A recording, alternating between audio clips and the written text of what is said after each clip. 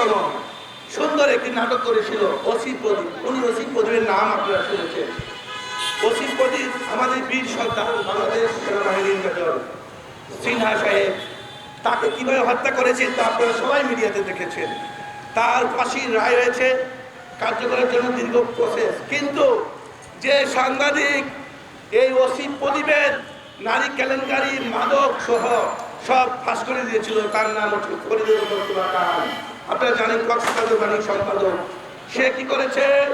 তাকে ধরে নিয়ে, আপনারা মিডিয়াতে দেখেছেন, ঢাকা থেকে তাকে ধরে নিয়ে গেছে এই ওসি প্রদীপ, নিয়ে তার চোখ দুটিতে তুলে ফেলছে, তার চোখগুলিতে সুই দিয়ে পার দিয়েছে, তাকে বাথরুমের মল খেয়েছে, খাওয়াইছে, তাকে ধরে নিয়ে কাপড় উন্মুখ করে ভিডিও করেছে, তাকে ধরে নিয়ে বাথরুমের ময়লা খাওয়াইছে।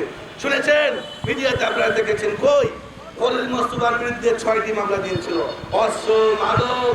তাকে বলা হয়েছে সে নাকি মাদক ব্যবসায়ী। সে যেখানে দুর্নীতিবিদ্যা কথা বলেছে, সেখানে এই ওসি প্রদীপ তাকে মাদক ব্যবসায়ী, সন্ত্রাসী বানিয়ে 6টি মামলা দিয়েছে।